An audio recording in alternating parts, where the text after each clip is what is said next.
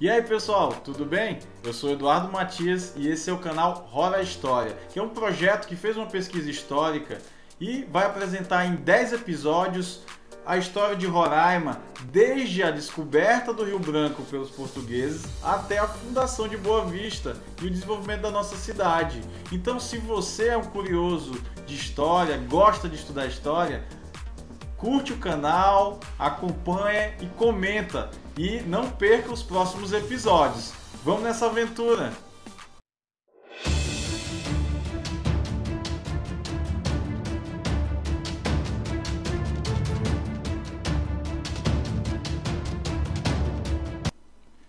Então, chegamos ao episódio 7, que fala da Revolta da Praia de Sangue e outras rebeliões que aconteceram no Rio Branco, né? Rebeliões com os indígenas. Então a gente vê aí todo um processo de tentativa de colonização, de aldeamentos, povoamentos pela região do Rio Branco, né? Seus rios aí afluentes, especial Tacutu e Uraricuera, mas não obtiveram sucesso. Então, outra tentativa de realdeamento, né? Um realdeamento de 1784 sucedeu aí e tentou-se então repovoar esses locais, trazer os indígenas de volta, tentar aí agradá-los e mantê-los aí pacificados dentro dessa nova aldeia, dessas novas aldeias. Então foi decidido que seriam novas localizações, todas ao sul do Forte São Joaquim, para evitar a proximidade com regiões de origem dos aldeados e garantir o efetivo controle dos portugueses sobre eles. Então era uma tentativa aí de quebrar essa rede, né, essa articulação que eles tinham e essa comunicação que eles tinham com as suas aldeias originárias. E a gente sabe que no processo colonizador os indígenas sempre impuseram dificuldades aos colonizadores aí nesse processo de escravização que eles sofreram em outros locais, porque eles tinham uma articulação, né? Eles conheciam a região, eles tinham ligações com as suas etnias, né? E aí agora a tentativa é colocar ali todo mundo ali perto do Forte São Joaquim, perto do controle militar, para que dê certo, né? Para que se reprima essas tentativas de revolta e de animosidade que os índios corriqueiramente manifestavam. Era difícil manter, porque era difícil manter essa pacificação entre os indígenas, né? No livro da Nádia Farage há relatos de que, além da ração de farinha distribuída pelos militares, nada mais tinham a oferecer para acalmar os ânimos dos índios. Então a fome era presente, e a fome era um motivo de revolta óbvio, né? Óbvio. Existia também a questão de que eles misturavam etnias completamente diferentes, traziam povos lá do Rio Negro para ocupar a região do Alto Rio Branco, né? Da fonte do Rio Branco ali, e grupos com línguas diferentes, culturas diferentes, né? Esses indígenas que vinham, por exemplo, não eram acostumados nem a comer farinha, porque eles usavam a mandioca para fazer outras coisas, né? Como beiju, e aí eles só lhe davam farinha, que não agradava eles de forma alguma.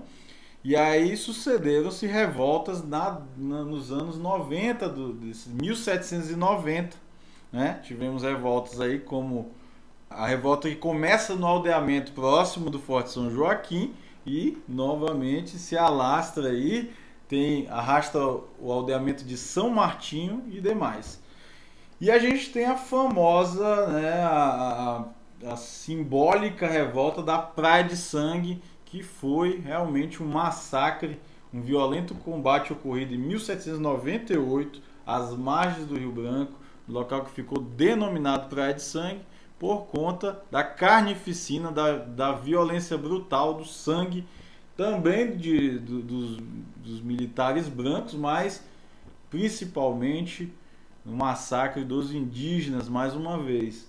E aí uma tropa de combate eliminou, né, grupo de índios Paravilhana e Wapixana nesse local, após se revoltarem contra as péssimas condições de vida que lhes eram impostas, destruindo aldeamentos e matando moradores. Mais uma vez, mais uma revolta e mais um plano fracassado dos colonizadores, né? Do governo colonial aí do Brasil, de manter, de ocupar esses locais tão importantes, porque o Vale do Rio Branco, a entrada o Rio Branco é a porta de entrada de comunicação com todo esse fluxo e todo esse processo colonizador da região amazônica. Então era muito importante estabelecer ali um povoamento, uma atividade econômica e, logicamente, um resguardo militar para aquela região, porque era totalmente estratégica, né?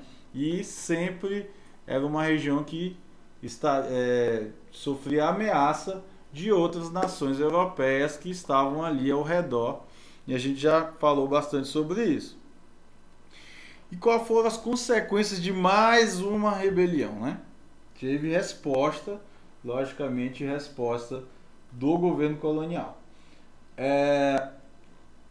Na época, o governo do Coronel Manuel da Gama Lobo da Almada, o famoso Lobo da Almada, né?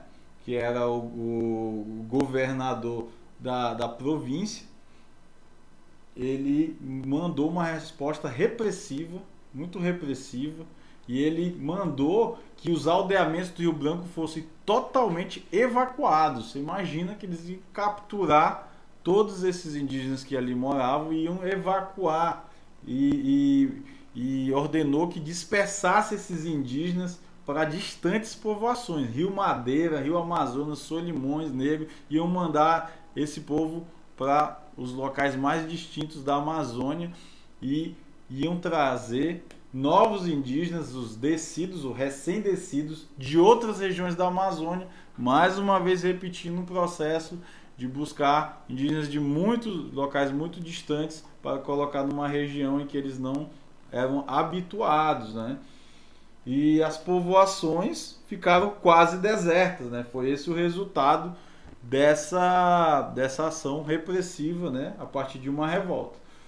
E aí no Forte São Joaquim ficou um destacamento de índios proveniente do Rio Negro que se revezava mensalmente, né? Então eles ficavam trocando ali para que não houvesse ali o levante de rebeliões, né? E as outras comunidades ao redor foram esvaziadas, né? Completamente um fracasso esse processo de ocupação dessa maneira, utilizando os indígenas. Então a expansão colonial portuguesa na região do Rio Branco foi vacilante, né? Tentativa totalmente fracassada, e no final das contas se resumiu a somente a guarnição militar do pequeno Forte São Joaquim.